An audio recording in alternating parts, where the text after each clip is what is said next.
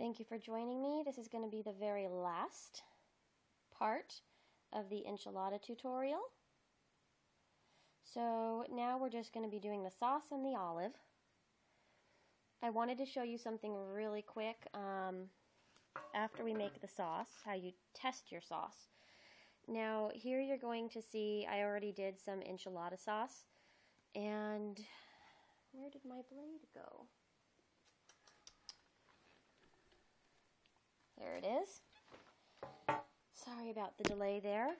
So how I make my sauce is I use a little TLS. You could also use the Fimo Deco Gel, but just know that the Fimo Deco Gel is thinner and it won't be as dark or rich unless you do multiple layers of it, like you put the sauce on, bake it, put more sauce on and bake it.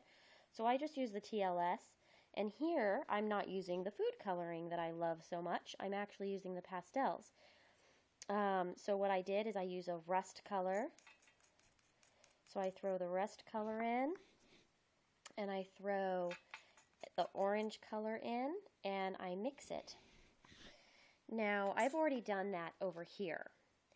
What I do for sauces is I always mix what I think I'm going to like. Then I place a small amount in my baking pan. This is a non-stick baking pan from Wilton, and I literally put a little bit of sauce in and I cook it.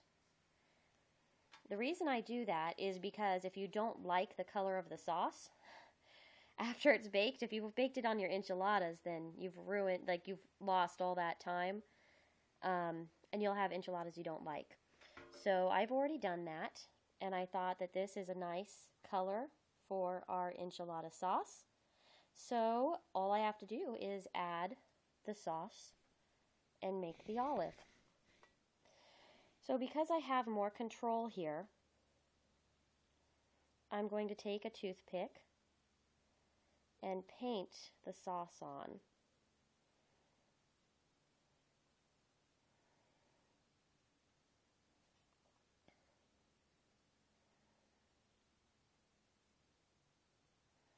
I put a little bit on the plate, like it's dripping down.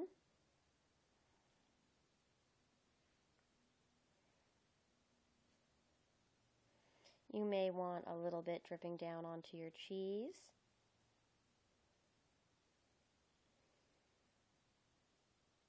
I don't like to lose all of the color of the tortilla, so I try to leave some of the tortilla uncovered. And then I'll put a tiny bit of the sauce on the rice and the beans.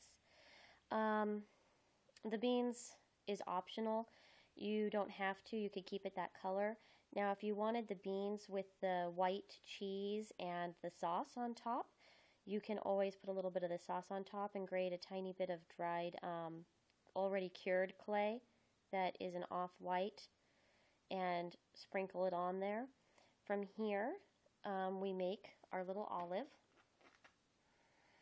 Now this is black that I already conditioned. I made a tiny ball and I smashed it with my fingers.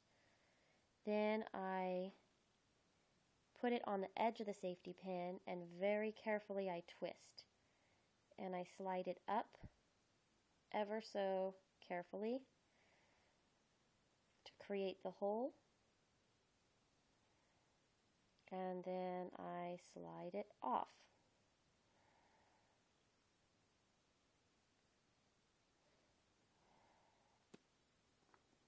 Once you have finished, you can place it on top of your little enchilada, and then we bake it.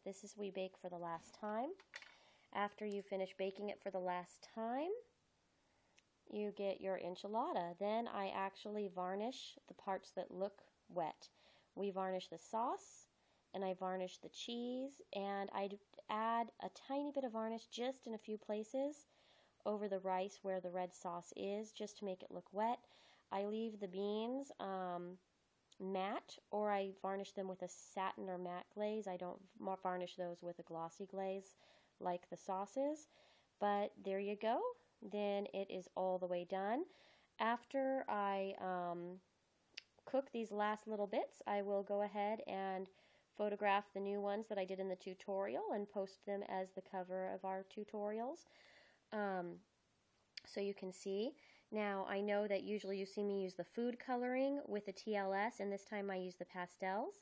That's, remember how I told you with the pastels, they don't like to fully integrate, and oftentimes you'll see those little itty-bitty granules. This is what I'm talking about, but I thought it really enhances the look of the cheese enchiladas to have that sauce with a little bit of those granules in there. It reminds me of like the color of paprika. So have fun. I hope that you enjoy these series. In the next couple days, I am going to do a little shout out video, and so go ahead and keep an eye open for that. I'll be talking to you soon. Thanks. Bye.